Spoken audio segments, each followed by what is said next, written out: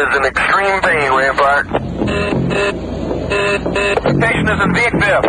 Rampart, we have lost the victim's pulse, beginning CPR. We're defibrillating victim, Rampart. Rampart, we've defibrillated victim. He's in sinus rhythm. Administer 2 amps sodium bicarbonate. Insert an airway. Start IV. 51. Squad 51, continue monitoring vitals and transport me. We're on our way, Rampart. Oh, I love it. Okay, we are back on Talkin' Television and KSAV. We've got winners for the Brain Buster. Everybody knew that second question. Debbie was first in, and we also had Carolyn, Vicky, Bruce, and on down the line. Everybody had it right. The answer was KMG 365, so we'll get Debbie's prize There's some out. fans for you. All right. A real pleasure for me, because on the line with us is John Gage himself, Randy Mantooth. Randy, a real delight. Welcome. Well, thank you very much. I appreciate that. Well, I've got a ton of email questions already from listeners, and but to start things off, I want to give you an opportunity to share with people what's going on currently, because you've got, people think that you're just resting on your laurels here from emergency, and you've got a lot going on right now. So you go ahead and talk about anything you'd like. Well, we're just, my partner and I, Screech Washington, are developing a new show called USAR 1, which is basically based on the Los Angeles County Fire Department's Urban Search and Rescue team that they have going here in L.A., and ergo Urban Search and Rescue, ergo USAR. And also I've written about 2 or 3 different films, and we're starting a production company to start shooting some films pretty quick. And I just finished doing... as far as an actor is concerned, I just finished doing 3 films. One with Christian Slater just last month. Was that He Was a Quiet Man? He Was a Quiet Man, yes. And which I think is just such a clever film. It's basically, it examines the psyche of a person that would go to work and load a .45 and start shooting, going postal on people and start shooting the people that they work with. And then, of course, whenever we see the tail end of any of these stories on the news, you're always going to hear, well, he was a really nice guy. He seemed like a real nice guy. He was a quiet man. Yeah, that certainly seems to kind of fit the pattern. What part do you play in that? Well, I'm actually a doctor, and this is actually the first time I've ever played a doctor. Wow. Outside of emergency, which... I really wasn't a doctor on that one. Well, all that medical training, I'm glad you finally Yeah, did I think that they just wanted me, they wanted the fact or they liked the fact that I probably knew my way around the medical jargon. Did you keep the old uniforms or anything? I mean, the stethoscope? Well, all that stuff went to the Smithsonian Museum of American History in 2000, so That's good to know, get to see that. Getting back to USAR 1 now, I've got an email here from Roseanne, and she talks about USAR 1, and she seems well acquainted with it.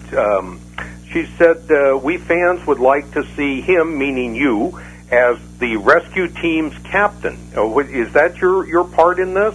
Well, the thing is, this is just in development, and to tell you the truth, if Screech and I are going to be the executive producers, I doubt seriously I'll be an actor in it. Okay. That's an awful lot of work, being an actor and an executive producer at the same time. So I doubt I'll be in it. Okay. So this is an idea that, like you say, is still in the, nothing's been filmed or shot or anything. No. In fact, we're going to be pitching CBS this June. Okay. Well, excellent. Is there anything that, fans and so on can do, like writing or anything, as far as to support the idea, or is it too early for that? Well, it's probably right now a little too early, but when it gets close to right around June, that might very well be a possibility where I think it would sort of make it kind of very current in CBS's eyes in June. We'll definitely put the word out. Well, we've got, speaking of that, you were too modest to bring it up, Randy, but you have a terrific website, and it's easy to remember. We either have or are in the process of putting up a link to the site, www.randymantooth, all one word, .com. I'm sure that's it. I hope I got it right. Yeah. And people can go there, and it's really a fun site, and it has two sides to it. You can look at your business operations, and there's also a fan site, and a lot of fun pictures and bio and your filmography, and a wonderful site. And as far as there's announcements about your engagements and speaking engagements, but also people that want to stay current on this USAR 1 project, visit this, and in a month or two, see if you can be of any help, and that's a good way to stay in touch with what's going on. Well, thank you very much for that, for those kind words. That was very nice. Actually, I couldn't have said it any better than you did. Well, good. I'm glad I've at least got that much of a touch. What about the Bone Game? What is the Bone Game? The Bone Game is a film that I just that I wrote. It really has nothing to do with the fire department or anything. It's basically about. It's one of the projects that we're just now developing. My sister, my brother-in-law, and my wife and I have decided that we're going to start a film company, and it's called Pipeline Productions. And the Bone Game is one of the films that we're considering doing. And basically, it's about an American Indian who comes home to the reservation after being a cop in L.A. for many, many years, and he comes home and it sort of examines what an Indian casino, what effect that has on people, on traditions, and how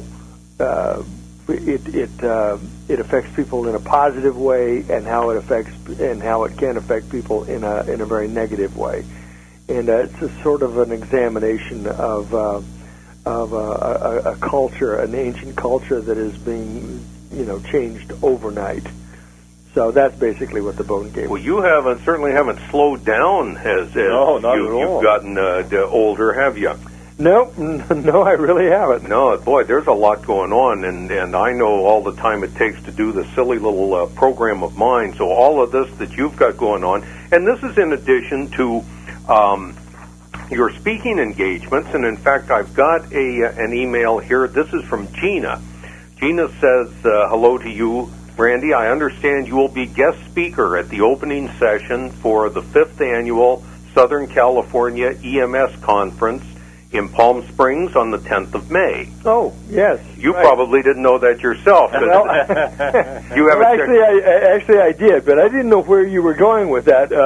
I didn't know that was the actual title until you got to Palm Springs. I went, oh, yeah, okay, I remember that now. Okay. She asked, do you happen to know if there's going to be an autograph session open to the public? You know something? I don't know that. These would be the kind of things they could find out, though, by visiting your website. By visiting the website. You're exactly right. In fact, I think on the website itself, it states whether it's private or because a lot of times each individual fire company or ambulance or EMT outfit will have a convention, and it'll be a closed convention just for them. But now, just like in Pennsylvania, I just got back from Pennsylvania Sunday in Lewistown, Pennsylvania. They opened it up to the public. So a lot of people came in from, I was really surprised. Here we were in Pennsylvania, and people came in from Buffalo, New York, and Baltimore, Maryland, and all around to see me.